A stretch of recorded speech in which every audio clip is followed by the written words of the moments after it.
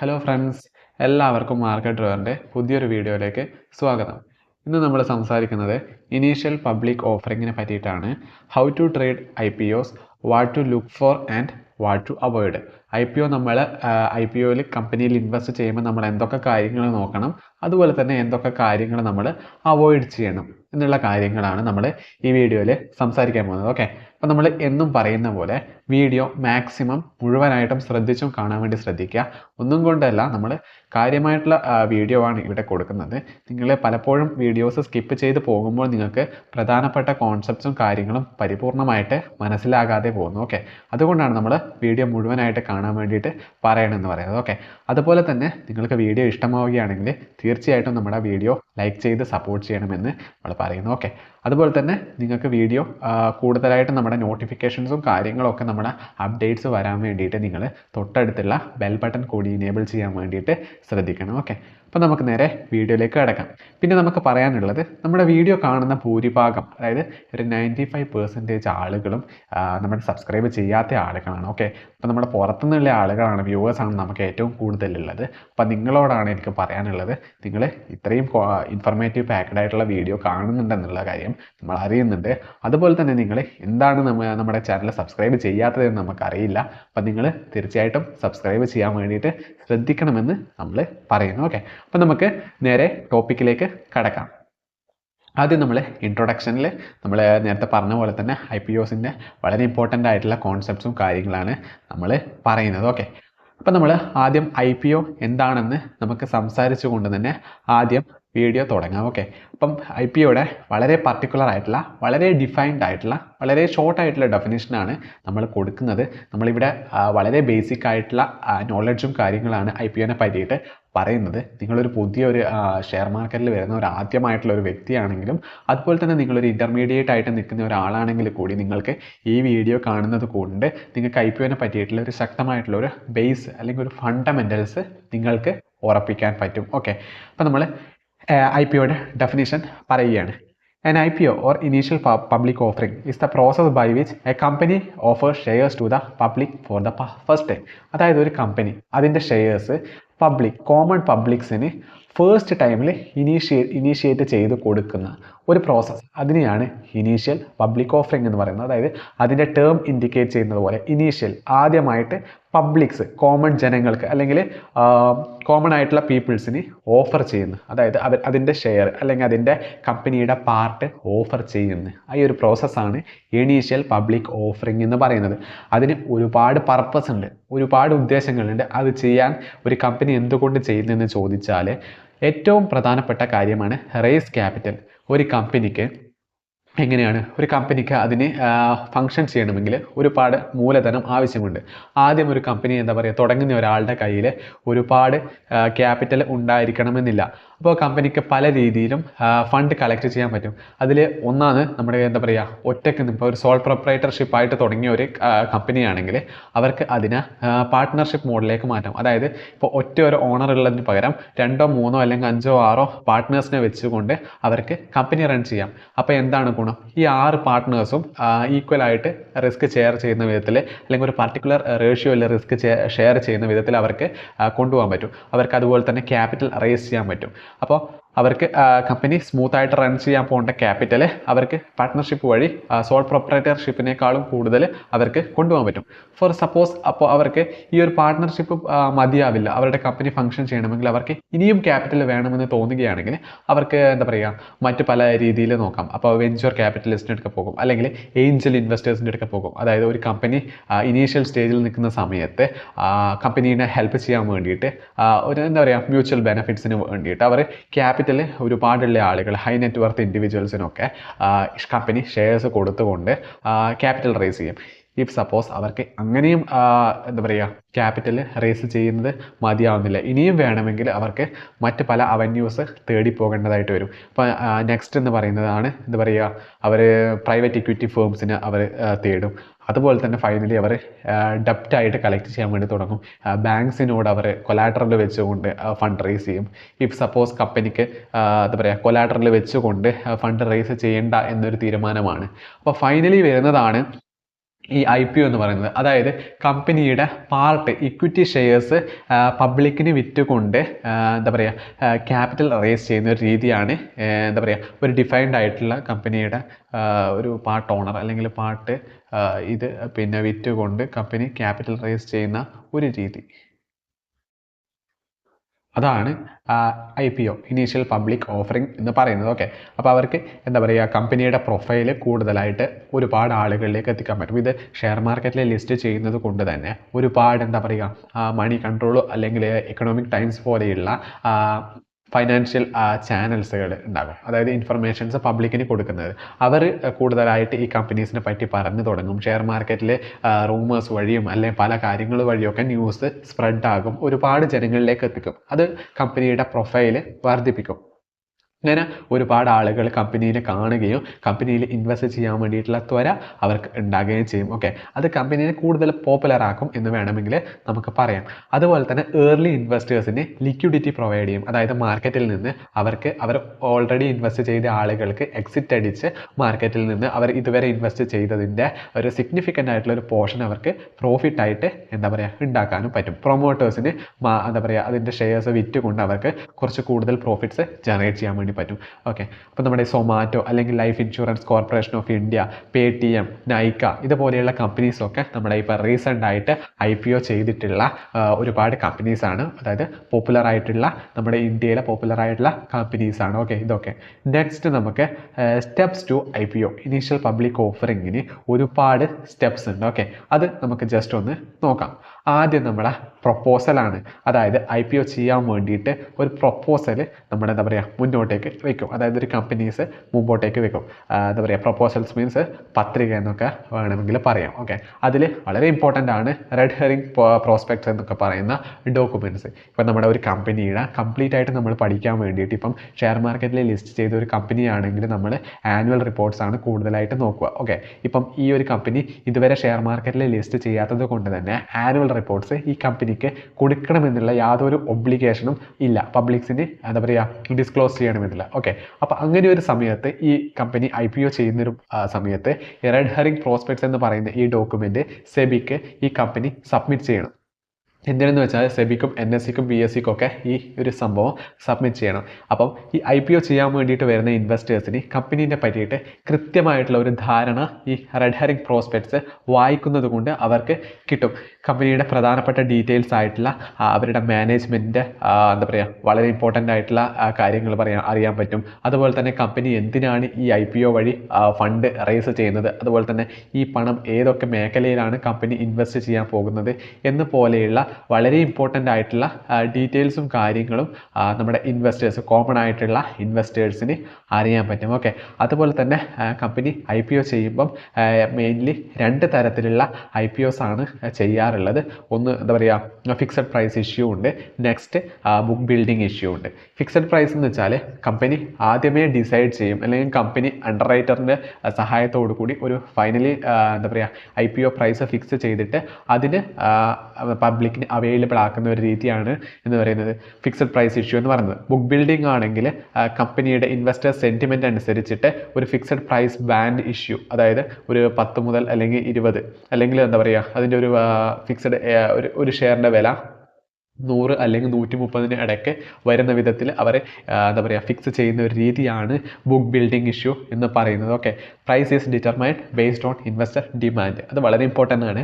നേരെ fixed price offering ആണെങ്കിൽ shares are offered at set price, ഒരു പ്രത്യേക അല്ലെങ്കിൽ ഒരു പ്രീ ഡിഫൈൻഡ് ആയിട്ടുള്ള ഒരു പ്രൈസ് സെറ്റ് ചെയ്ത് വെച്ചിട്ടുണ്ടാകും. ഓക്കെ, ഈ ഡോക്യുമെൻറ്റേഷനിലാണ് വളരെ ഇമ്പോർട്ടൻ്റ് ആയിട്ടുള്ള നമ്മൾ നേരത്തെ പറഞ്ഞ റെഡ് ഹെറിംഗ് പ്രോസ്പെക്ട്സ് എന്ന് പറയുന്ന ആ ഒരു ഡോക്യുമെൻ്റ് ഉള്ളത്. അത് സെബിക്ക് ഇവർ മാൻഡേറ്ററി ആയിട്ട് സബ്മിറ്റ് ചെയ്യേണ്ടത് വളരെ ഇമ്പോർട്ടൻ്റ് ആയിട്ടുള്ള ഒരു കാര്യമാണ്. ഓക്കെ, പിന്നെ മാർക്കറ്റിംഗ് ആൻഡ് ബ്രേക്കിംഗ് ന്യൂസ്, അതായത് ഈ IPO പലരും അറിയണം. അതായത് ജസ്റ്റ് നമ്മൾ IPO ചെയ്യുന്നുണ്ട് എന്ന് പറഞ്ഞിട്ട് അവർ ജസ്റ്റ് ഒരു ചെറിയൊരു നോട്ടീസ് അടിച്ചു വിട്ടത് കൊണ്ട് യാതൊരു കാര്യമില്ല. മീഡിയ ഹൈപ്പ് ശക്തമായിട്ട് ബിൽഡ് ചെയ്താലേ കൂടുതൽ എന്താ പറയുക IPO പർച്ചേസ് ചെയ്യാൻ വേണ്ടിയിട്ട് ആളുകളും അതുപോലെ തന്നെ ക്വാളിഫൈഡ് ഇൻസ്റ്റിറ്റ്യൂഷണൽ ഫേംസും കാര്യങ്ങളൊക്കെ വരികയുള്ളൂ. ഓക്കെ, അത് വളരെ ഇമ്പോർട്ടൻ്റ് ആണ്. പ്രീ IPO പ്ലാനിങ് എന്നൊക്കെ പറയുന്ന ഒരുപാട് കാര്യങ്ങളുണ്ട്. Next following the I P O process complete ആവുന്നത് വരെ നമ്മൾ അത് ചെയ്തുകൊണ്ടിരിക്കുക എന്നൊക്കെയാണ് അതിൻ്റെ അർത്ഥം. അപ്പോയിൻമെൻറ്റ് അണ്ടർ റൈറ്റേഴ്സ് ഉണ്ട്, അതുപോലെ തന്നെ ലീഗൽ അഡ്വൈസേഴ്സ് ഉണ്ട്.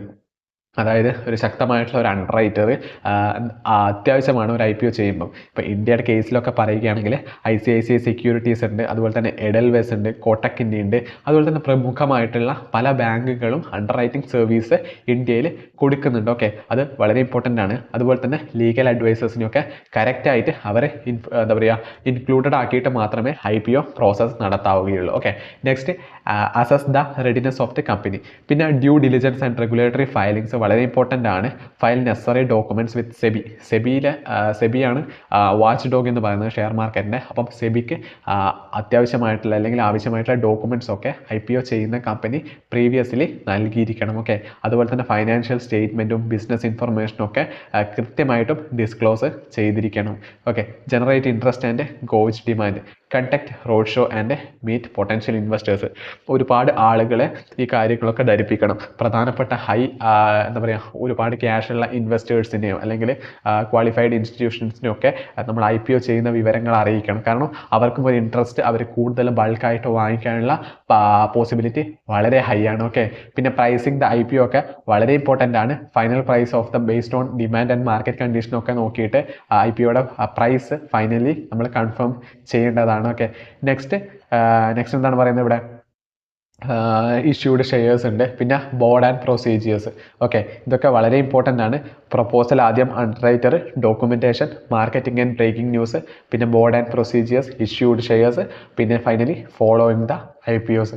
നെക്സ്റ്റ് വൈ ട്രേഡ് IPOs, എന്തുകൊണ്ട് നമ്മൾ IPOസിൽ ട്രേഡ് ചെയ്യണം എന്നാണ് നമ്മൾ പറയുന്നത്. അതായത് IPO ട്രേഡ് ചെയ്യുന്നത് കൊണ്ടുള്ള പ്രധാനപ്പെട്ട ഗുണങ്ങളും കാര്യങ്ങളുമാണ് നമ്മൾ ഇനി ഇവിടെ പറയുന്നത്. ഓക്കെ, ഒന്ന് ഹൈ ഗ്രോത്ത് പൊട്ടൻഷ്യൽ ആണ്. അതായത് opportunity to invest in a company with significant growth potential. അതായത് ഇപ്പോൾ നമ്മുടെ ഇതുവരെ കമ്പനി പബ്ലിക്കിന് അവൈലബിൾ ആയിട്ടില്ല, എന്നാൽ നല്ല രീതിയിൽ ഫങ്ഷൻ ചെയ്തു പോകുന്ന ഒരു കമ്പനിയാണെങ്കിൽ ആ കമ്പനിക്ക് എന്താ പറയുക കൂടുതലായിട്ടുള്ള ഇൻവെസ്റ്റേഴ്സ് ആ കമ്പനിയിൽ വരുന്നുണ്ട്. കമ്പനി ഓൾറെഡി പെർഫോമൻസ് നല്ലതാണെങ്കിൽ ഈ കമ്പനിയുടെ എന്താ പറയുക ശക്തമായിട്ടുള്ള വാല്യൂ IPOൻ്റെ ശേഷമായിരിക്കും വരാൻ പോകുന്നത്. കമ്പനിയുടെ ഫ്യൂച്ചർ വാല്യൂ, കമ്പനിയുടെ ഷെയർ പ്രൈസ് ഇൻക്രീസ് ആവുന്നത് കൊണ്ട് നിലവിൽ കമ്പനിയിൽ ഇൻവെസ്റ്റ് ചെയ്തിട്ടുള്ള ആളുകളുടെ വെൽത്ത് കൂടുകയും കമ്പനിയുടെ ഓവറോൾ മാർക്കറ്റ് ക്യാപിറ്റലൈസേഷൻ കൂടുകയും കമ്പനിയുടെ ഒരു വാല്യൂ കൂടുകയും ചെയ്യും. Okay, next market excitement. IPOs often and attract considerable market attention and investor interest. കൂടുതൽ ആളുകൾ അറിയുന്നത് വഴി മാർക്കറ്റിൽ ഒരു എക്സൈറ്റ്മെൻറ്റ് ക്രിയേറ്റ് ചെയ്യും. അപ്പോൾ ഒരു എക്സാമ്പിൾ പറയുകയാണെങ്കിൽ സൊമാറ്റോ ഒക്കെ IPO ചെയ്യുന്നതിന് മുമ്പ് സൊമാറ്റോയുടെ വാല്യൂ ഒക്കെ വളരെ ഡെഡ് ആയിരുന്നു, വളരെ എന്താ പറയുക സ്മോൾ ആയിരുന്നു. എന്നാൽ സൊമാറ്റോ ഇപ്പം കൺസിസ്റ്റൻ്റ് ആയിട്ട് അല്ലെങ്കിൽ ഒരു ശക്തമായിട്ടുള്ള പ്രോഫിറ്റ് ജനറേറ്റ് ചെയ്യുന്നില്ല എങ്കിൽ കൂടി കമ്പനിയുടെ ഫ്യൂച്ചർ പ്രോസ്പെക്ട്സ് ഓവറോൾ ഇൻവെസ്റ്റേഴ്സിന് മനസ്സിലായിട്ട് ഇപ്പം സൊമാറ്റോ ഒക്കെ ഹൈലി വാല്യൂഡ് ആയിട്ടുള്ള ഒരു കമ്പനി, നിയർലി 2 lakh crore ഒക്കെ അടുത്ത് വന്നിട്ടുണ്ട്. ഓക്കെ, നെക്സ്റ്റ് ഏർലി എൻട്രി ആണ്. അതായത് potential to buy shares at an early stage before broader market participation. ഒരുപാട് ആളുകൾ ആ ഷെയർ അറിയുന്നതിന് മുമ്പ് തന്നെ IPO ചെയ്യുന്ന ആ ഒരു ഇനീഷ്യൽ സ്റ്റേജിൽ ഇൻവെസ്റ്റ് ചെയ്യുമ്പോൾ നമ്മൾക്ക് കൂടുതലായിട്ട് അല്ലെങ്കിൽ നമുക്ക് വളരെ മുമ്പ് തന്നെ ആ കമ്പനിയിൽ നിക്ഷേപിക്കാൻ വേണ്ടിയിട്ട് പറ്റും. ഓക്കെ, അങ്ങനെ ആ കമ്പനി വീണ്ടും ശക്തമായിട്ട് വളരുന്നതിലൂടെ നമ്മൾ ഏർലി ഇൻവെസ്റ്റർ ആയതുകൊണ്ട് തന്നെ നമുക്ക് കൂടുതലായിട്ട് വെൽത്ത് ജനറേറ്റ് ചെയ്യാൻ പറ്റും. നെക്സ്റ്റ് ഡൈവേഴ്സിഫിക്കേഷൻ ആണ്. Adding new and innovative company to your profile. അതായത് ഇപ്പം ലേറ്റസ്റ്റ് ആയിട്ട് വരുന്ന ഒരുപാട് ടെക്നോളജീസ് വഴിയായിരിക്കും ലേറ്റസ്റ്റ് ആയിട്ട് നമ്മുടെ കമ്പനീസൊക്കെ എമേർജ് ആവുന്നത്. ഒരു പക്ഷേ അത് മാർക്കറ്റിൽ പലപ്പോഴും ഉണ്ടായിരിക്കണമെന്ന് തന്നെയില്ല ആ ഒരു തരത്തിലുള്ള കമ്പനി അല്ലെങ്കിൽ ന്യൂ സ്റ്റാർട്ടപ്പ്. സോ നമുക്ക് നമ്മുടെ റിസ്ക് എന്താ പറയുക നമുക്ക് റെഡ്യൂസ് ചെയ്യാൻ പറ്റും. പുതിയ സംരംഭങ്ങളിൽ ഇൻവെസ്റ്റ് ചെയ്യുന്നത് പോലെ അല്ലെങ്കിൽ ചെയ്യുന്നതിലൂടെ ഈ IPOസിൽ ഇൻവെസ്റ്റ് ചെയ്യുന്നതിലൂടെ നമുക്ക് നമ്മുടെ റിസ്ക് റെഡ്യൂസ് ചെയ്യാൻ വേണ്ടിയിട്ട് പറ്റും. Next what to look for an IPO. അതായത് നമ്മൾ ഒരു IPO ചെയ്യുമ്പം നമ്മൾ പല കാര്യങ്ങളും ശ്രദ്ധിച്ച് നോക്കേണ്ടതായിട്ടുണ്ട്. ഓക്കെ, അതിൽ വളരെ ഇമ്പോർട്ടൻ്റ് ആയിട്ടുള്ള കാര്യങ്ങളാണ് നമ്മൾ ഇവിടെ സംസാരിക്കാൻ പോകുന്നത്. ഓക്കെ, ഫസ്റ്റ് വൺ ആണ് കമ്പനി ഫണ്ടമെൻ്റൽസ്. നമ്മളിപ്പോൾ ഒരു ഇൻവെസ്റ്റ് ചെയ്യാം, നമ്മളിപ്പോൾ ലോങ് ടേം ഇൻവെസ്റ്റർ ആണെങ്കിൽ കൂടി നമ്മൾ പലപ്പോഴും നമ്മൾ പറയുന്നതാണ് ആനുവൽ റിപ്പോർട്ട് ശക്തമായിട്ട് വായിച്ചിരിക്കണമെന്ന്. ഓക്കെ, അപ്പം നമ്മൾ ഒരു IPOയിൽ ഇൻവെസ്റ്റ് ചെയ്യുമ്പോൾ നമുക്ക് ആനുവൽ റിപ്പോർട്ട് ഇല്ലാത്തത് കൊണ്ട് തന്നെ ആ കമ്പനിയുടെ കംപ്ലീറ്റ് ഡീറ്റെയിൽസ് അറിയാൻ വേണ്ടിയിട്ട് നമ്മൾ റെഡ് ഹെറിംഗ് പ്രോസ്പെക്ട്സ് ശക്തമായിട്ട് വായിച്ചിരിക്കണം. Okay, strong financial health, clear business models and sustainable growth, ഈ കാര്യങ്ങളുള്ള കമ്പനി മാത്രം നിങ്ങൾ നിക്ഷേപിക്കാൻ വേണ്ടിയിട്ട് ശ്രദ്ധിക്കുക. പിന്നെ അതിൻ്റെ മാനേജ്മെൻറ്റ് ടീം വളരെ ഇമ്പോർട്ടൻ്റ് ആണ്. എക്സ്പീരിയൻസ്ഡ് ആൻഡ് കേപ്പബിൾ ലീഡർഷിപ്പ് ഉണ്ടോ എന്ന് നിങ്ങൾ വളരെ വ്യക്തമായിട്ട് നോക്കിയിരിക്കണം. ഓക്കെ, ഇപ്പം മാർക്കറ്റ് പൊട്ടൻഷ്യലാണ് നെക്സ്റ്റ് എന്ന് പറയുന്നത്. Large addressable market and competitive advantages.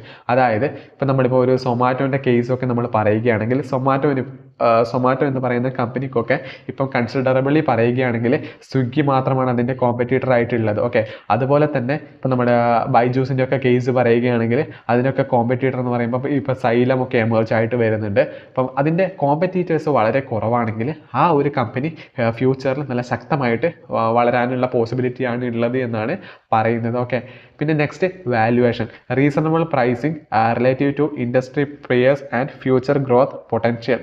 ഇത് വളരെ ഇമ്പോർട്ടൻ്റ് ആണ്. അതിൻ്റെ പെയേഴ്സും ആയിട്ടുള്ള ഒരു കമ്പാരിറ്റീവ് ആയിട്ടുള്ള ഒരു പ്രൈസ് അതിനുണ്ടോ എന്ന് നമ്മൾ നോക്കണം. ഓക്കെ, അതിനെക്കാട്ടും വളരെ ലോ ആണെങ്കിൽ ആ കമ്പനി വളരെ മോശമായിട്ടാണ് അത് ലിസ്റ്റ് ആയിട്ടുള്ളത് എന്നൊക്കെയുള്ള കാര്യങ്ങളാണ് നമ്മൾ അറിയേണ്ടത്. അതിൻ്റെ ഒരു ഈക്വൽ ആയിട്ടുള്ള ഒരു പ്രൈസിലൊക്കെ വരുന്നുണ്ടെങ്കിൽ ആ കമ്പനിക്ക് സിഗ്നിഫിക്കൻറ്റ് ഡിമാൻഡ് ഉണ്ടെന്ന് കൂടി നമ്മൾ മനസ്സിലാക്കണം. പിന്നെ അണ്ടർ റൈറ്റർ റെപ്യൂട്ടേഷൻ വളരെ ഇമ്പോർട്ടൻ്റ് ആണ്. Quality and reputation of the investment banks under writing the IPO, അത് വളരെ ഇമ്പോർട്ടൻ്റ് ആണ്. ഇപ്പോൾ ഇന്ത്യയുടെ കേസ് നമ്മൾ പറയുകയാണെങ്കിൽ നമ്മൾ ഓൾറെഡി സംസാരിച്ച പോലെ തന്നെ ICICI സെക്യൂരിറ്റീസ്, അതുപോലെ തന്നെ കോട്ടക് ബാങ്ക്, എഡൽവേസ്, അതുപോലെ തന്നെ HDFCയുടെ ഒക്കെ ഒരുപാട് അണ്ടർ റൈറ്റിംഗ് ഫേംസ് ഉണ്ട്. അതൊക്കെ വളരെ വെൽ എസ്റ്റാബ്ലിഷ്ഡ് ആയിട്ടുള്ള കമ്പനീസിൻ്റെയാണ്. ഓക്കെ, പിന്നെ നമ്മൾ കുറച്ച് കാര്യങ്ങൾ IPO ചെയ്യുമ്പോൾ നമ്മൾ അവോയ്ഡ് ചെയ്യേണ്ടതായിട്ടുണ്ട്. ഓക്കെ, അതിൽ വളരെ ഇമ്പോർട്ടൻ്റ് ആണ് ഓവർ ഹൈപ്ഡ് IPOs. അതായത് avoid IPOs with excessive media hype that may lead to inflated prices. എന്താ പറയുക, ഒരുപാട് മീഡിയാസും കാര്യങ്ങളൊക്കെ ഇവർ വെച്ചിട്ട് ഒരുപാട് അങ്ങ് പബ്ലിസിറ്റി കൊടുക്കും ഈ IPOയിൽ. അവർക്ക് പ്രൊമോട്ടേഴ്സിന് എന്താ പറയുക ഒരുപാട് എന്താ പറയുക പ്രൊമോഷൻ കൊടുത്തിട്ട് ആ കമ്പനീനെ നന്നായിട്ടൊന്ന് ഇൻഫ്ലേറ്റഡ് ചെയ്യിക്കും. അതിൻ്റെ പ്രോഫിറ്റിനനുസരിച്ചിട്ടല്ല അതിൻ്റെ വാല്യുവേഷൻ വരുന്നത് എന്ന് തോന്നിപ്പിച്ചിട്ട് കൊണ്ട് തന്നെ അവർ കൂടുതലായിട്ട് എന്താ പറയുക അഡ്വർടൈസ്മെൻറ്റ്സും മറ്റു കാര്യങ്ങളൊക്കെ കൊടുത്തിട്ട് ഹൈപ്പ് ചെയ്യിപ്പിക്കും. എക്സാമ്പിൾ പറയുകയാണെങ്കിൽ ഇപ്പോൾ പേടിഎമ്മിൻ്റെ ഒക്കെ കേസ് അങ്ങനെയായിരുന്നു എന്ന് വേണമെങ്കിൽ നമുക്ക് പറയാം. പേടിഎം ഒക്കെ ഹൈലി വാല്യൂഡ് ആയിട്ടുള്ളൊരു സ്റ്റേജിലാണത് IPO ഓപ്പൺ ആയത്. അതായത് അതിൻ്റെ ചെറിയൊരു പ്രൈസ് ബാൻഡ് ഭയങ്കര എന്ന് വെച്ചാൽ വലിയ ഓവർ പ്രൈസ്ഡ് ആയിട്ടാണ് അത് ലിസ്റ്റ് ആയിട്ടുള്ളത്. ബട്ട് അത് ഒരുപാട് ഒരു വർഷം കൊണ്ട് തന്നെ അത് വളരെ വലിയൊരു അതിൻ്റെ ഒരു ഡീപ്പ് സ്റ്റേജിലേക്ക് അത് പോയിട്ടുണ്ട്. വളരെ സ്മോൾ ആയിട്ടുള്ള പെനിട്രേറ്റിംഗ് സ്റ്റേജിൽ, അതായത് അതിൻ്റെ ഒരു 20% ഒക്കെയാണ് ഇപ്പം നിലവിൽ ആ കമ്പനി ഇപ്പം അതിൻ്റെ latest price, last trade price share മാർക്കറ്റിൽ ട്രേഡ് ചെയ്യുന്നത്. Next, week financial. ഒരു കമ്പനിക്ക് അതിൻ്റെ ഫൈനാൻഷ്യൽ വളരെ സ്ട്രോങ് അല്ല എങ്കിൽ യാതൊരു കാരണവശാലും നിങ്ങൾ ആ ഒരു കമ്പനിയിൽ നിക്ഷേപിക്കേണ്ടതായിട്ടില്ല. Okay, next, high valuation. വളരെ ഇമ്പോർട്ടൻ്റ് ആണ്. Overpriced IPO compared the intrinsic value and industry benchmarks. അതായത് അതിൻ്റെ ഇൻഡസ്ട്രി ബെഞ്ച് മാർക്സിൽ പല കോമ്പറ്റീറ്റർ ആയിട്ടുള്ള അതിൻ്റെ കമ്പനീസിനെക്കാളും വലിയൊരു പ്രൈസ് ബാൻഡിലാണ് അത് എന്താ പറയുക IPOയിൽ ലിസ്റ്റ് ആവുന്നതെങ്കിൽ നിങ്ങൾ ജസ്റ്റ് ഒന്ന് ചിന്തിക്കണം ആ കമ്പനിയിൽ ഇൻവെസ്റ്റ് ചെയ്യണോ വേണ്ടയോ എന്ന്. കാരണം അത് ഓവർ പ്രൈസ്ഡ് ആയിട്ട് പിന്നീട് പേടിഎമ്മിൻ്റെ കേസ് പോലെ വളരെ ലോ ആയിട്ട് പോകാനുള്ള പോസിബിലിറ്റിയും വളരെ ഹൈ ആണ്. പിന്നെ ലോക്കപ്പ് പീരീഡ്സ് ആണ്. Be aware of the lockup periods where insiders are restricted from selling shares. അതും വളരെ ഇമ്പോർട്ടൻ്റ് ആണ്. ലോക്കപ്പ് പീരീഡ്സ് കൂടി നിങ്ങൾ നോക്കിയിരിക്കണം. പിന്നെ ലാക്ക് ഓഫ് ട്രാൻസ്പെറൻസി ആണ്. Companies with the limited or unclear information the prospects. അതായത് കമ്പനി അതിൻ്റെ സുതാര്യത വ്യക്തമാക്കുന്നില്ല എങ്കിൽ നിങ്ങൾ യാതൊരു കാരണവശാലും അതിൽ ഇൻവെസ്റ്റ് ചെയ്യേണ്ട ആവശ്യമില്ല. പിന്നെ വളരെ ഇമ്പോർട്ടൻ്റ് ആണ് എങ്ങനെ നമുക്ക് ഒരു IPO പ്രോസ്പെക്ടസ് അനലൈസ് ചെയ്യാമെന്നാണ് നമ്മളിവിടെ പറയുന്നത്. Okay, business overview, understand the companies operation, products and service. കമ്പനിയുടെ ഓപ്പറേഷനും അതുപോലെ തന്നെ കമ്പനി കൊടുക്കുന്ന ഉൽപ്പന്നങ്ങളും സേവനങ്ങളും നമ്മൾ വ്യക്തമായിട്ടും അറിഞ്ഞിരിക്കണം. അറിഞ്ഞിരിക്കണം. ഓക്കെ, അതിൻ്റെ IPO prospectus means red herring prospects ഒക്കെ നിങ്ങൾ വായിക്കുന്ന സമയത്ത് അതിൽ എന്തൊക്കെ കാര്യങ്ങൾ നോക്കണമെന്നാണ് നമ്മൾ പറയുന്നത്. ഓക്കെ, അതിൽ നമ്മൾ വളരെ ശക്തമായിട്ട് നോക്കേണ്ട ഒന്നാണ് ഫൈനാൻഷ്യൽ സ്റ്റേറ്റ്മെൻറ്റ്, അതിൻ്റെ ഇൻകം സ്റ്റേറ്റ്മെൻറ്റും അതുപോലെ തന്നെ ബാലൻസ് ഷീറ്റും ക്യാഷ് ഫ്ലോവും മറ്റ് കാര്യങ്ങളൊക്കെ നിങ്ങൾ കറക്റ്റായിട്ട് കൺസിസ്റ്റൻ്റ് ആയിട്ട് സ്റ്റേബിൾ ആണോ എന്നൊക്കെ നിങ്ങൾ വ്യക്തമായിട്ട് നോക്കണം. പിന്നെ കമ്പനിക്ക് ഉള്ള പ്രധാനപ്പെട്ട റിസ്ക് ഫാക്ടേഴ്സ് നിങ്ങൾ ശ്രദ്ധിച്ച് നോക്കണം. Carefully read the section detailing potential risk of the business. അതായത് കമ്പനിക്ക് ഇപ്പോൾ അടുത്ത് വരാൻ സംഭവിക്കുന്ന കുറച്ച് റിസ്ക് ഫാക്ടേഴ്സ് ഒക്കെ ഉണ്ടെങ്കിൽ അതൊക്കെ നിങ്ങൾ പ്രീവിയസ്ലി അറിഞ്ഞിരിക്കണം.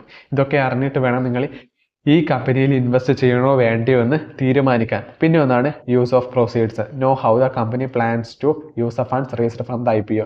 ഈ ഫണ്ട് ഇപ്പോൾ കമ്പനി ഇപ്പോൾ റേസ് ചെയ്യുന്ന ഫണ്ട് ഈ കമ്പനി ഏതൊക്കെ രീതിയിലാണ് വിനിയോഗിക്കുക എന്നും റെഡ് ഹെറിംഗ് പ്രോസ്പെക്ട്സിൽ കൃത്യമായിട്ട് പറഞ്ഞിട്ടുണ്ടാകും.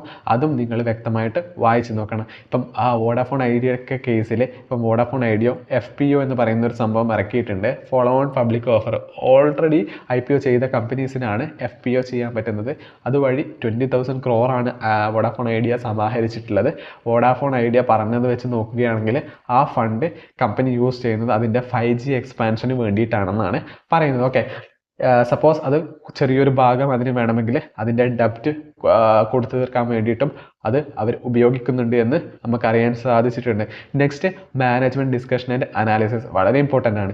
Insights from management on past performance and future prospectus. ഇതും വളരെ ഇമ്പോർട്ടൻ്റ് ആയിട്ട് നിങ്ങൾ നോക്കേണ്ട കാര്യമാണ്. ഓക്കെ, പിന്നെ നമുക്ക് കുറച്ച് റിയൽ ലൈഫ് കേസ് സ്റ്റഡീസ് കൂടി വേണമെങ്കിൽ നമുക്കൊന്ന് ചർച്ച ചെയ്യാം. Zomato and Nykaa are prime examples for successful IPOs in India. സൊമാറ്റോവും നൈക്ക എന്ന് പറയുന്ന ഒരു ഫാഷൻ ബ്രാൻഡും ശക്തമായിട്ടുള്ള ഒരു IPO ആയിട്ടുള്ള ഒരു കമ്പനിയാണ്. അത് എന്താ പറയുക, ലിസ്റ്റിംഗ് ഗെയിനോട് കൂടി ഇപ്പം വളരെ സ്ട്രോങ് ആയിട്ട് പെർഫോം ചെയ്ത ഷെയർ മാർക്കറ്റിൽ ഇപ്പം പെർഫോം ചെയ്തുകൊണ്ടിരിക്കുന്ന ഒരു കമ്പനിയാണ്. Okay, experiencing significant post IPO growth thanks to strong brands and clear market demand. Okay, അതുപോലെ തന്നെ നേരെ opposite Paytm serve as a cautionary tail.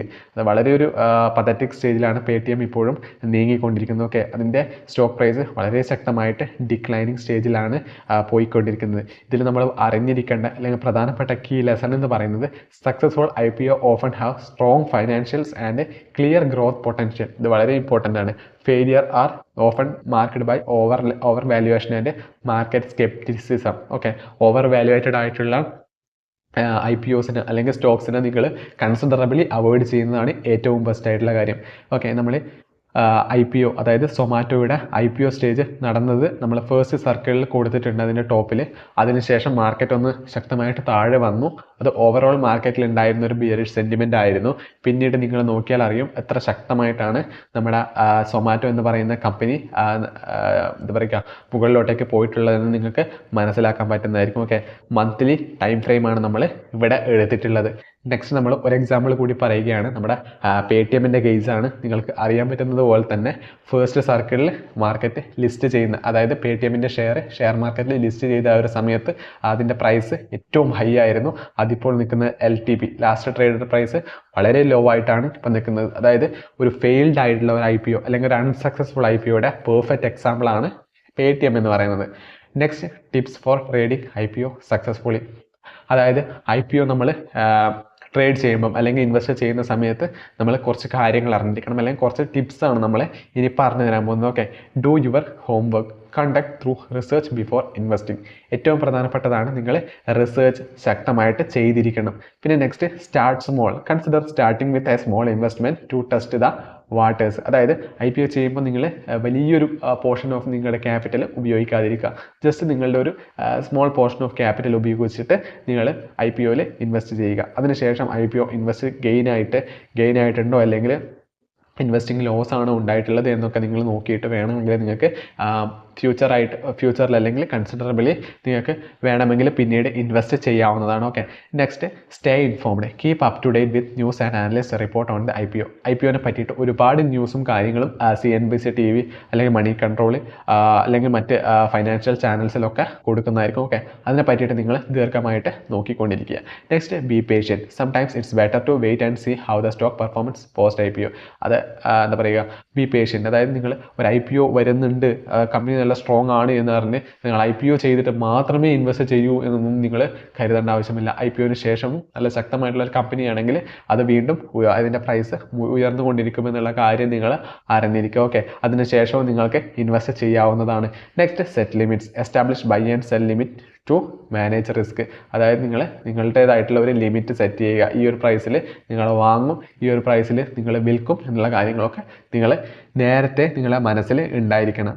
Okay, നമ്മൾ അങ്ങനെ ഫൈനലി നമ്മൾ കൺക്ലൂഷൻ സ്റ്റേജിൽ എത്തിയിട്ടുണ്ട്. Okay, trading IPOs can be rewarding but requires careful analysis and strategic approach. Okay, by focusing on strong fundamentals and your chances of success. Okay, ഞാൻ അതിൻ്റെ ഫണ്ടമെൻ്റൽസ് കൃത്യമായിട്ട് നോക്കിയിരിക്കണം. Okay, അത് വളരെ ഇമ്പോർട്ടൻ്റ് ആയിട്ടുള്ള കാര്യമാണ്. ഓക്കെ, നിങ്ങൾ ഈ വീഡിയോ പൂർണ്ണമായിട്ട് കണ്ടിട്ടുണ്ട് എങ്കിൽ നിങ്ങൾ ശക്തമായിട്ടും IPOയുടെ അതിൻ്റെ ബേസിക് ആയിട്ടുള്ള കാര്യങ്ങൾ നിങ്ങൾ വളരെ വ്യക്തമായിട്ടും അറിഞ്ഞിട്ടുണ്ട് എന്നുള്ള കാര്യം ഞാൻ നിങ്ങൾക്ക് ഉറപ്പ് തരുന്നു. ഓക്കെ, അപ്പം നിങ്ങൾ നമ്മുടെ പ്രീവിയസ് ആയിട്ടുള്ള ഒരുപാട് വീഡിയോസ് നമ്മൾ ഓൾറെഡി ചെയ്തിട്ടുണ്ട്, ഇൻഫർമേറ്റീവ് പാക്കഡ് ആയിട്ടുള്ള. നിങ്ങൾ ആ വീഡിയോസ് ഒന്നും കണ്ടിട്ടില്ല എങ്കിൽ തീർച്ചയായിട്ടും നിങ്ങൾക്ക് ആ വീഡിയോസ് കാണാവുന്നതാണ്. ഓക്കെ, അപ്പം നമ്മുടെ വീഡിയോ കണ്ടതിന് വളരെയധികം നന്ദിയുണ്ട്. അടുത്ത വീഡിയോയിൽ കാണുന്നത് വരെ നന്ദി, നമസ്കാരം.